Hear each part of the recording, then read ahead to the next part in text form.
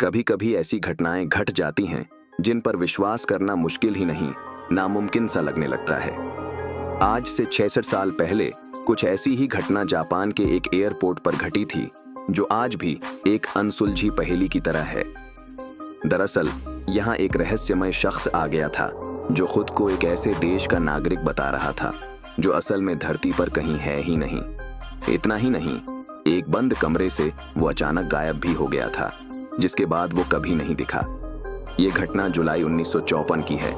दोपहर के 12 बज रहे थे। एक यूरोपीय विमान टोक्यो के हेनेडा हवाई अड्डे पर लैंड हुआ। विमान में सवार सभी यात्री नीचे उतरे और चेकआउट काउंटर की तरफ गए। वहां बैठे अधिकारी सभी यात्रियों के पासपोर्ट की जांच कर रहे थे। तभी उन्हें एक ऐसा यात्री मिला जिसके पासपोर्ट को देखकर वो हैरान रह गए। यात्री के पासपोर्ट पर टॉरेड नाम के एक देश का नाम लिखा हुआ था। जांच कर रहे अधिकारियों ने इससे पहले कभी ऐसे किसी देश का नाम नहीं सुना था।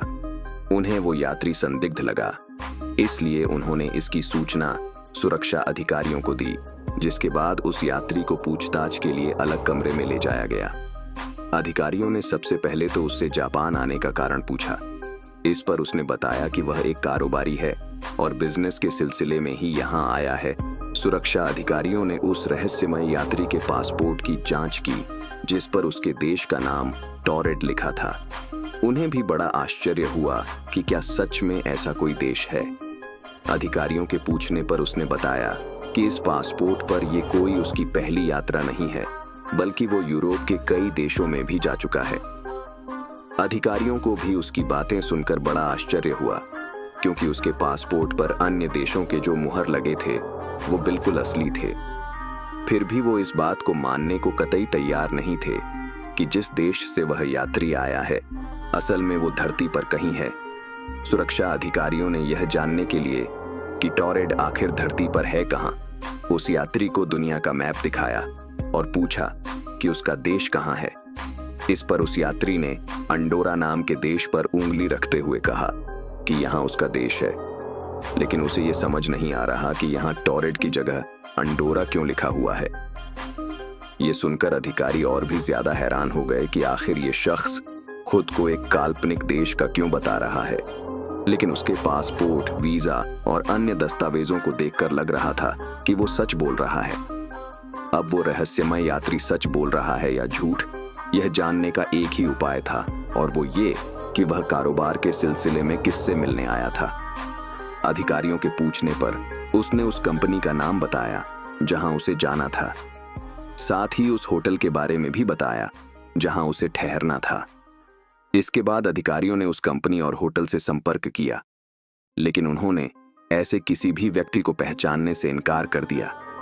अब जांच अधिकारियों को लगा कि शायद ये कोई शातिर अपराधी है जो अपनी पहचान छुपा रहा है और यहाँ किसी घटना को अंजाम देने के लिए आया है। इसके बाद उन्होंने उसका सारा सामान जब्त कर लिया और पुलिस की कड़ी निगरानी में उसे एक होटल के कमरे में बंद कर दिया गया। अगले दिन जब कमरे का दरवाजा खोला गया तो पुलिस यह देखकर चौंक गई कि कमरे में तो कोई है ही नहीं, जबकि बाहर पुलिस का पहरा था और कमरे की सभी खिड़कियों को पहले ही सील कर दिया गया था।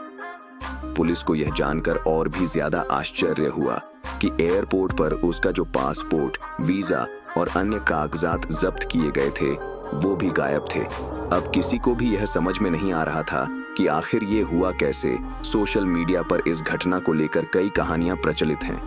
कोई कहता है कि वो रहस्यमय शख्स दूसरी दुनिया से आया था, तो कोई कहता है कि टाइम मशीन के जरिए वो गलती से यहाँ आ गया होगा और जब उसने देखा कि उसका राज खुलने वाला है तो वो कहीं गायब हो गया। अब यह सच है या झूठ, ये तो कोई नहीं जानता, लेकिन इस रहस्यमय घटना पर कई किताबें जरूर लिखी जा चुकी हैं, जिनमें से एक है डायरेक्टरी ऑफ पॉसिबिलिटीज।